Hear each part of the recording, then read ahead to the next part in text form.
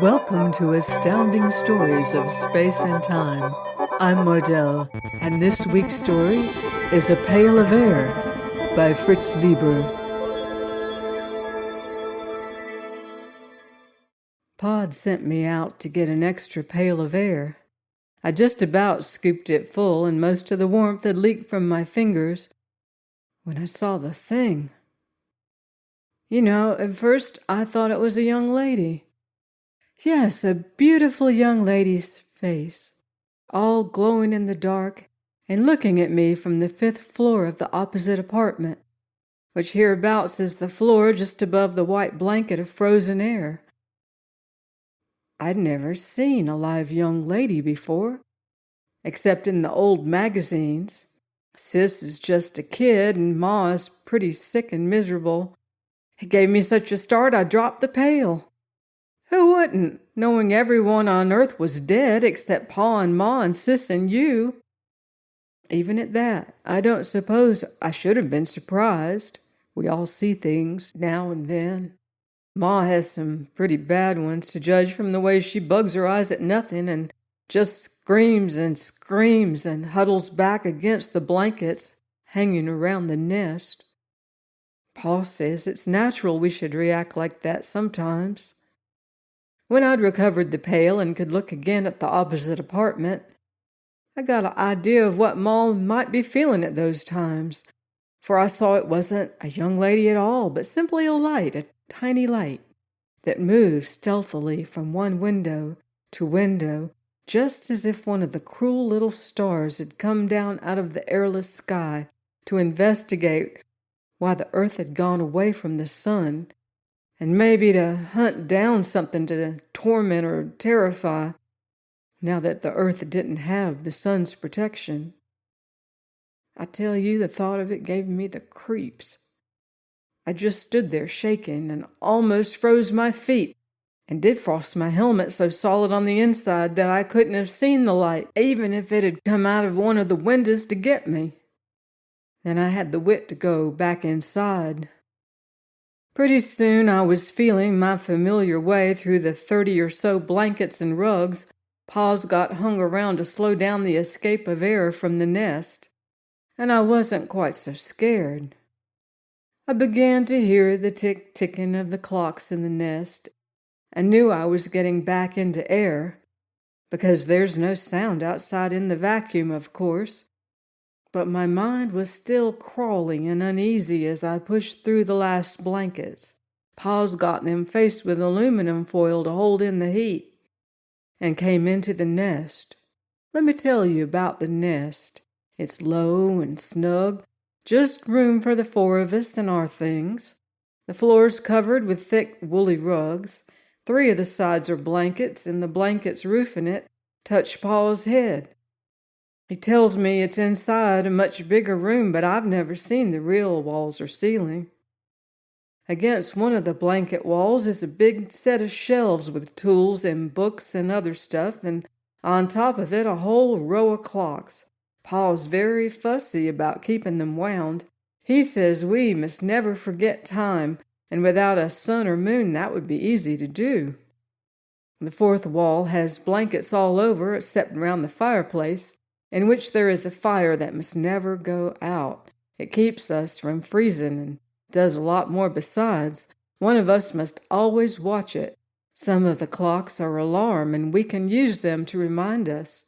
In the early days, there was only Ma to take turns with Pa.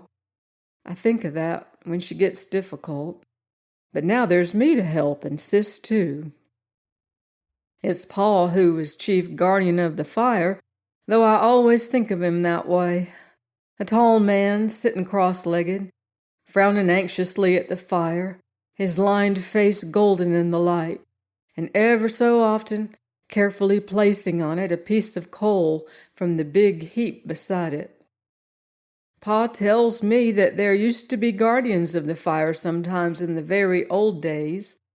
Vestal virgins, he calls them, although there was unfrozen air all around then and you didn't really need one.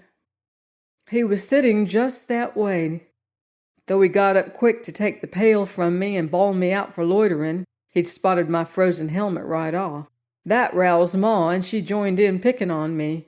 She's always trying to get the load off her feelings, Pa explains. He shut her up pretty fast. Sis let off a couple of silly squeals, too. Pa handled the pail of air and a twist of cloth. Now that it was inside the nest, you could really feel its coldness. It just seemed to suck the heat out of everything. Even the flames cringed away from it as Pa put it down close to the fire. Yet it's that glittery white stuff in the pail that keeps us alive. It slowly melts and vanishes and refreshes the nest and feeds the fire. The blankets keep it from escaping too fast. Pa'd like to seal the whole place, but he can't. Building's too earthquake twisted. And besides, he has to leave the chimney open for smoke. Pa says air is tiny molecules that fly away in a flash if there isn't something to stop them. We have to watch sharp, not to let the air run low. Pa always keeps a big reserve supply of it in buckets behind the first blankets, along with extra coal and cans of food and other things, such as pails of snow to melt for water. We have to go way down to the bottom floor for that stuff, which is a mean trip, and get it through a door to outside. You see, when the earth got cold, all the water in the air froze first and made a blanket 10 feet thick or so everywhere. And then down on top of that dropped the crystals of frozen air, making another white blanket 60 or 70 feet thick maybe. Of course, all the parts of the air didn't freeze and snow down at the same time. First to drop out was the carbon dioxide. When you're shoveling for water, you have to make sure you don't go too high and get any of that stuff mixed in, for it would put you to sleep, maybe for good, and make the fire go out. Next, there's the nitrogen, which doesn't count one way or the other, though it's the biggest part of the blanket. On top of that, and easy to get at, which is lucky for us, there's the oxygen that keeps us alive. Pa says we live better than kings ever did, breathing pure oxygen, but we're used to it and don't notice. Finally, at the very top, there's a slick of liquid helium, which is funny stuff. All of these gases in neat, separate layers. Like a pousse café, Pa laughingly says, whatever that is. I was busting to tell him all about what I'd seen, so as soon as I ducked out of my helmet and while I was still climbing out of my suit, I cut loose. Right away, Ma got nervous and began making eyes at the entry slit in the blankets and wringing her hands together. The hand where she'd lost 3 fingers from frostbite inside the good one as usual. I could tell that Pa was annoyed at me scaring her and wanted to explain it all away quickly, yet could see I wasn't fooling. "And you watched this light for some time, son?" he asked when I finished. I hadn't said anything at first about thinking it was a young lady's face, 'cause somehow that part embarrassed me. "Long enough for it to pass 5 windows and go to the next floor. And it didn't look like stray electricity or crawling liquid or starlight focused by a growing crystal or anything like that." He wasn't just making up those ideas. Odd things can happen in a world that's about as cold as can be, and just when you think matter would be frozen dead, it takes on some strange new life and slimy stuff comes crawling toward the nest, just like an animal snuffing for heat. That's the liquid helium. And once when I was little, a bolt of lightning. Not even Pa could figure where it come from. Hit the nearby steeple, crawled up and down it for weeks until the glow finally died. "Not like anything I ever saw," I told him. He stood for a good moment, frowning, then, "I'll go out with you. You show it to me," he said. Ma raised a howl at the idea of being left alone, and Sis joined in, but Pa quieted 'em. We started climbing into our outside clothes. Mine had been warming by the fire. Pa made them. They have plastic headpieces that were once big double-duty transparent food cans, but they keep heat and air in and can replace the air for a little while, long enough for our trips for water and coal and food and so on. Ma started moaning again. "I always known there was something outside there waiting to get us. I've felt it for years, something that's part of the cold and hates all warmth and wants to destroy the nest. It's been watching us all this time and now it's coming after us. It'll get you, then it'll come for me. Don't go, Harry. Pa had everything on but his helmet. He knelt by the fireplace, reached in and shook the long metal rod that goes up the chimney and knocks off the ice that keeps trying to clog it. Once a week, he goes up on the roof to check if it's working all right. That's our worst trip, and Pa won't let me make it alone. Sis, Pa said quietly, come watch the fire. Keep an eye on the air, too. If it gets low or don't seem to be boiling fast enough, fetch another bucket from behind the blanket, but mind your hands. Use the cloth to pick up the bucket. Sis quit helping Ma to be frightened and came over and did as she was told. Ma quieted down pretty suddenly, though her eyes were still kind of wild as she watched Pa fix on his helmet tight and pick up a pail, and the two of us go out. Pa led the way and I took hold of his belt. It's a funny thing, I'm not afraid to go by myself, but when Pa's along I always want to hold on to him. Habit, I guess. And then there's no denying that this time I was a bit scared. You see, it's this way. We know that everything's dead out there. Pa heard the last radio voices fade away years ago and had seen some of the last folks die who weren't as lucky or well protected as us. So we knew that if there was something groping around out there, it couldn't be anything human or friendly. Besides that, there's a feeling that comes with it always being night, cold night. Pa says there used to be some of that feeling even in the old days, but then every morning the sun would come and chase it away. I have to take his word for that, not ever remembering the sun as being anything more than a big star. You see, I hadn't been born when the dark star snatched us away from the sun, and by now it's dragged us out beyond the orbit of the planet Pluto, Pa says, and taken us farther out all the time. I found myself wondering whether there mightn't be something on that dark star that wanted us, and if that was why it had captured the earth. Just then we came to the end of the corridor, and I followed Pa out onto the balcony. I don't know what the city looked like in the old days, but now it's beautiful. The starlight lets you see it pretty well. There's quite a bit of light in those steady points, speckling the blackness above. Pa says stars used to twinkle once, but that was because there was air.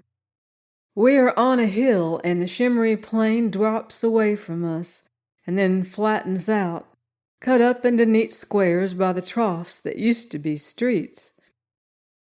I sometimes make my mashed potatoes look like it before I pour on the gravy.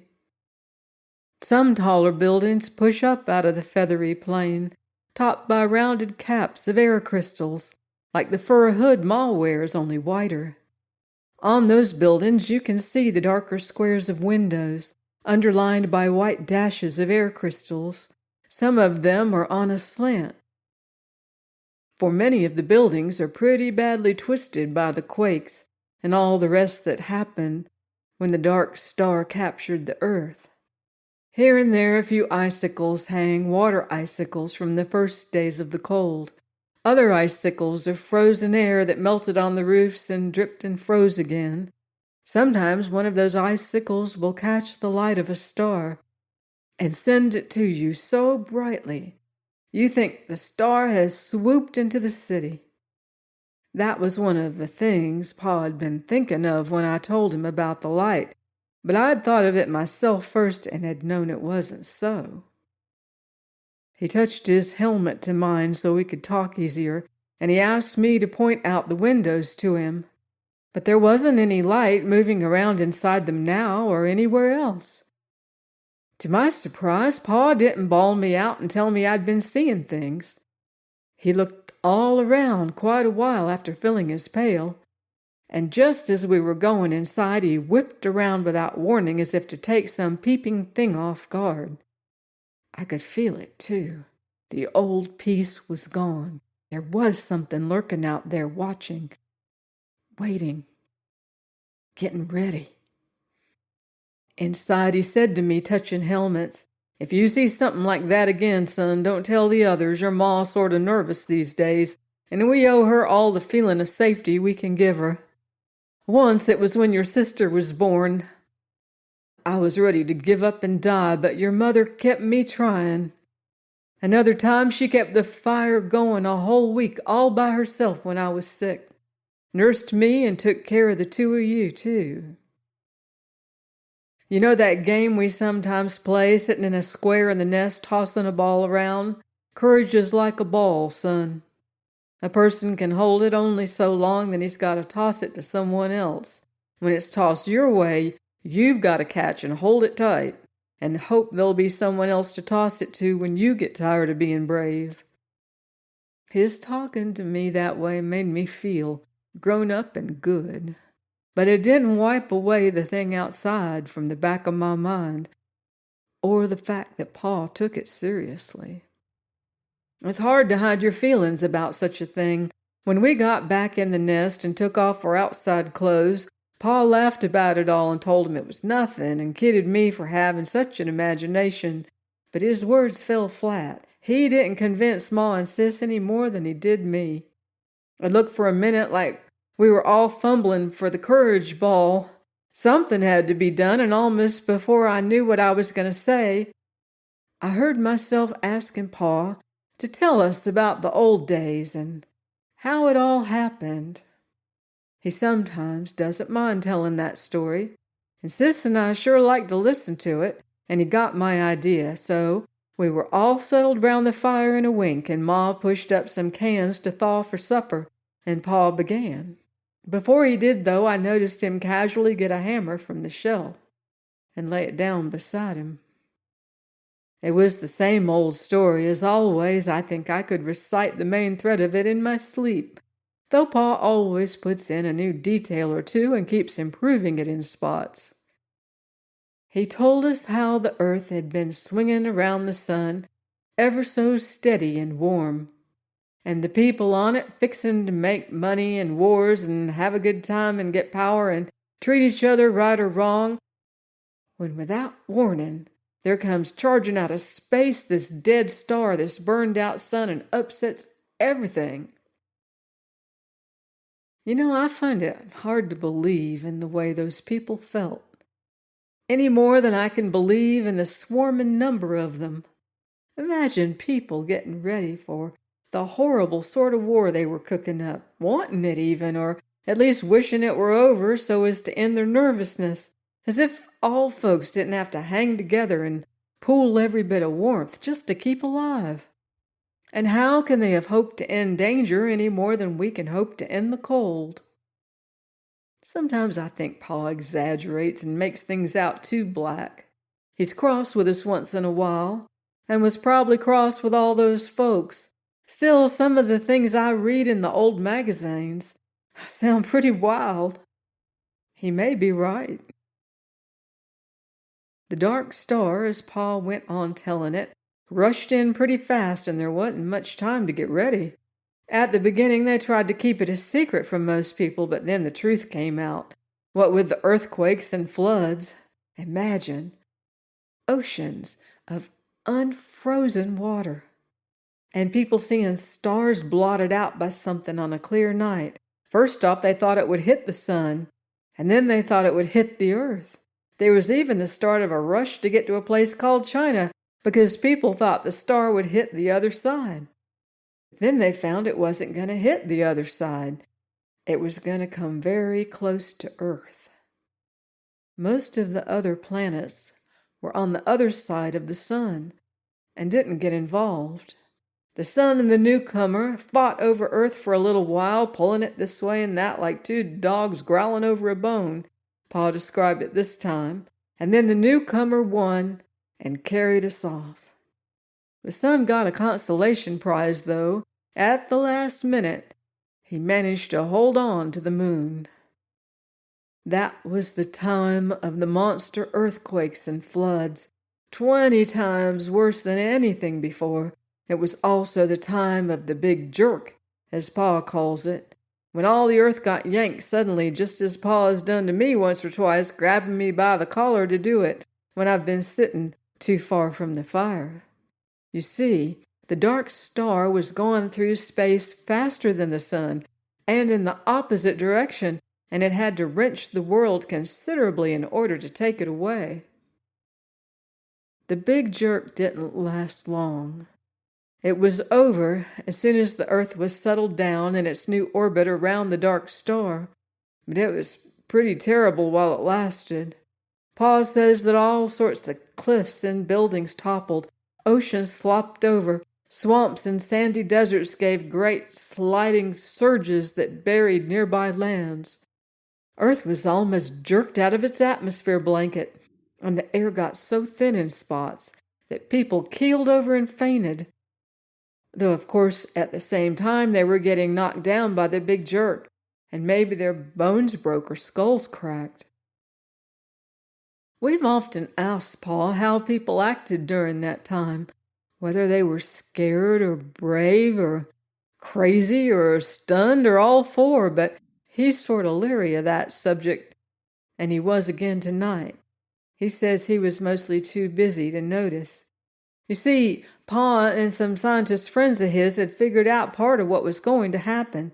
They'd known we'd get captured and our air would freeze, and they'd been working like mad to fix up a place with airtight walls and doors, and insulation against the cold, and big supplies of food and fuel and water and bottled air.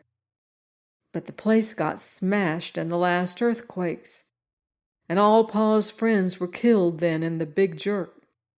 So he had to start over and throw the nest together quick without any advantages, just using any stuff he could lay his hands on. I guess he's telling pretty much the truth when he says he didn't have any time to keep an eye on how other folks behaved, either then or in the big freeze that followed. Followed very quick, you know, both because the dark star was pulling us away very fast, and because Earth's rotation had been slowed in the tug-of-war, so that the nights were 10 old days long. Still, I got an idea of some of the things that happened from the frozen folk I've seen, a few of them in other rooms in our building, others clustered around the furnaces in the basements where we go for coal. In one of the rooms, an old man sits stiff in a chair, with an arm and a leg in splints. In another, a man and a woman are huddled together in a bed with heaps of covers over them. You can just see their heads peeking out close together. And in another, a beautiful young lady is sitting with a pile of wraps huddled around her, looking hopefully toward the door, as if waiting for someone who never came back, with warmth and food. They're all still and stiff as statues, of course, but just like life. Pa showed them to me once in quick winks of his flashlight, when he still had a fair supply of batteries and could afford to waste a little light. They scared me pretty bad, made my heart pound, especially the young lady. Now, with Pa telling his story for the umpteenth time, to take our minds off another scare, I got to thinking of the frozen folk again. All of a sudden, I got an idea that scared me worse than anything yet. You see, I just remembered the face I thought I'd seen in the window. I'd forgotten about that on account of trying to hide it from the others. What, I asked myself, if the frozen folk were coming to life? What if they were like the liquid helium that got a new lease on life and started crawling toward the heat just when you thought its molecules ought to freeze solid forever? Or like the electricity that moves endlessly when it's just about as cold as that? What if the ever-growing cold, with the temperatures creeping down the last few degrees to the last zero, had mysteriously wakened the frozen folk to life? Not warm-blooded life, but something icy and horrible. That was a worse idea than the one about something coming down from the dark star to get us. Or maybe I thought both ideas might be true. Something coming down from the dark star and making the frozen folk move, using them to do its work. That would fit with both things I'd seen, the beautiful young lady and the moving star-like light, the frozen folk with minds from the dark star behind their unwinking eyes, creeping, crawling, snuffing their way and following the heat to the nest. I tell you, that thought gave me a very bad turn, and I wanted very badly to tell the others my fears. But I remembered what Paul had said. I clenched my teeth and didn't speak. We were all sitting very still. Even the fire was burning silently. There was just the sound of Paul's voice and the clocks. And then from beyond the blankets, I thought I heard a tiny noise. My skin tightened all over me. Paul was telling about the early years in the nest and had come to the place where he philosophizes. So I asked myself then, he said, what's the use of going on? What's the use of dragging it out for a few years? Why prolong a doomed existence of hard work and cold and loneliness? The human race is done. The earth is done. Why not give up? I asked myself, and all of a sudden I got the answer. Again, I heard the noise. Louder this time, a kind of uncertain shuffling tread. Coming closer. I couldn't breathe. Life's always been a business of working hard and fighting the cold, Paul was saying. The Earth's always been a lonely place millions of miles from the next planet, and no matter how long the human race might have lived, the end would have come some night. Those things don't matter. What matters is that life is good. It has a lovely texture like some rich cloth or fur or the petals of flowers. You've seen pictures of those, but I can't describe how they feel. Or the fire's glow. It makes everything else worthwhile. And that's as true for the last man as for the first. And still the steps kept shuffling closer. It seemed to me that the inmost blanket trembled and bulged a little. Just as if they were burned into my imagination, I kept seeing those peering, frozen eyes. So right then and there, Paul went on, and now I could tell that he had heard the steps too, and was talking loud so we maybe wouldn't hear them. Right then and there, I told myself that I was going on as if we had all eternity ahead of us. I'd have children and teach them all I could. I'd get them to read books. I'd plan for the future, try to enlarge and seal the nest. I'd do what I could to keep everything beautiful and growing. I'd keep alive my feeling of wonder, even at the cold and the dark and the distant stars. But then the blanket actually did move and lift, and there was a bright light somewhere behind it. Pa's voice stopped and his eyes turned to the widening slit, and his hand went out until it touched and gripped the handle of the hammer beside him. In through the blanket stepped the beautiful young lady. She stood there looking at us the strangest way, and she carried something bright and unwinking in her hand, and two other faces peered over her shoulders, men's faces, white and staring. Well, my heart couldn't have been stopped for more than 4 or 5 beats before I realized she was wearing a suit and helmet like Pa's homemade ones, only fancier, and that the men were too, and that the frozen folks certainly wouldn't be wearing those. Also, I noticed that the bright thing in her hand was just a kind of flashlight. The silence kept on, while I swallowed hard a couple of times. After that, there was all sorts of jabbering and commotion. They were simply people, you see. We hadn't been the only ones to survive, we just thought so, for natural enough reasons. These 3 people had survived, and quite a few others with them. And when we found out how they survived, Paul let out the biggest whoop of joy. They were from Los Alamos. They were getting their heat and power from atomic energy, just using the uranium and plutonium intended for bombs. They had enough to go on for thousands of years. They had a regular little airtight city with airlocks and all. They even generated electric light and grew plants and animals by it. At this, Pa let out a second whoop, waking Ma from her faint. But if we were flabbergasted at them, they were double flabbergasted at us. One of the men kept saying, "But it's impossible, I tell you. You can't maintain an air supply without hermetic sealing. It's simply impossible." That was after he'd got his helmet off and was using our air. Meanwhile, the young lady kept looking around at us as if we were saints and telling us we'd done something amazing. And suddenly she broke down and cried. They'd been scouting around for survivors, but they never expected to find any in a place like this. They had rocket ships at Los Alamos and plenty of chemical fuel. As for liquid oxygen, all you had to do was go out and shovel the air blanket at the top level. So after they'd got things going smoothly at Los Alamos, which had taken years, they decided to make some trips to likely places where there might be other survivors. No good trying long-distance radio signals, of course, since there was no atmosphere to carry them around the curve of the Earth. Well, they found other colonies at Argonne and Brookhaven, and way around the world at Harwell and Tanatuva.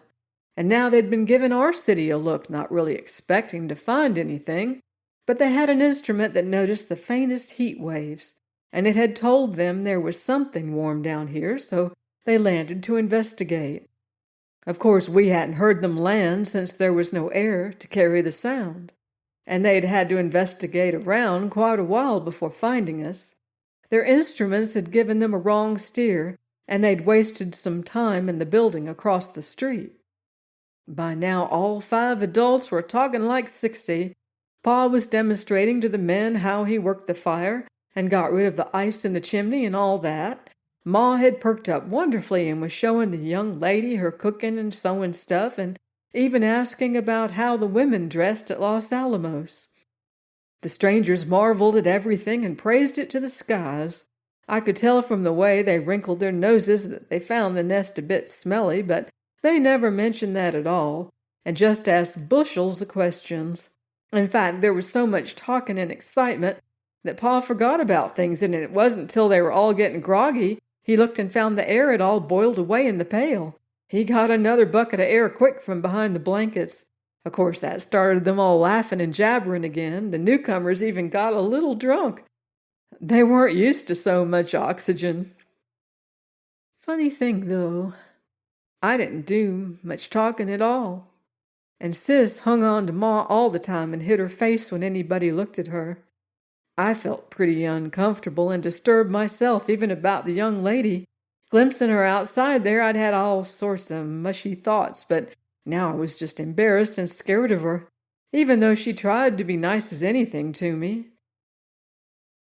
I sort of wish they'd all quit crowding the nest and let us be alone and get our feelings straightened out.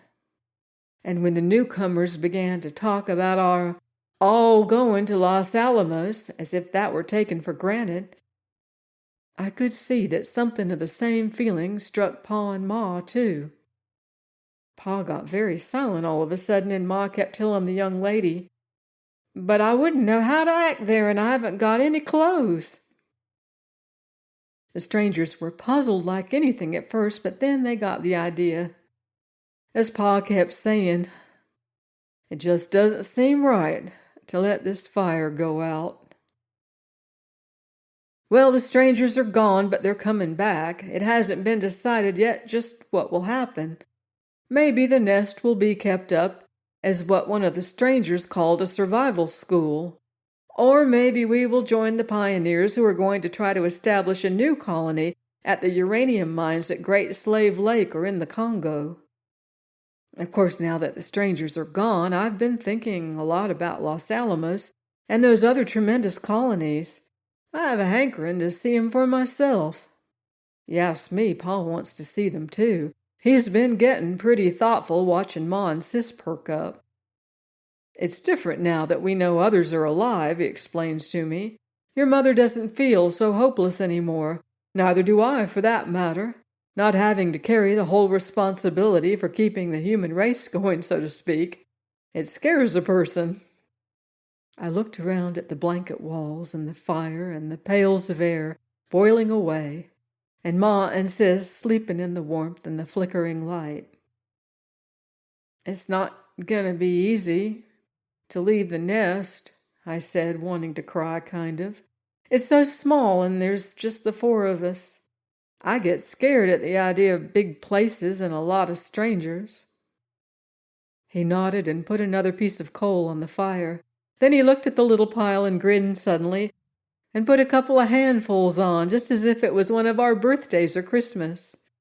"You'll get over that feeling, son," he said. "The trouble with the world was that it kept getting smaller and smaller till it ended with just the nest. Now it'll be good to have a real huge world again, the way it was in the beginning." I guess he's right. You think the beautiful young lady will wait for me till I grow up? I'll be 20 in only 10 years. Even after the unimaginable, we struggle to survive. Join me next week for another exciting adventure on Astounding Stories of Space and Time.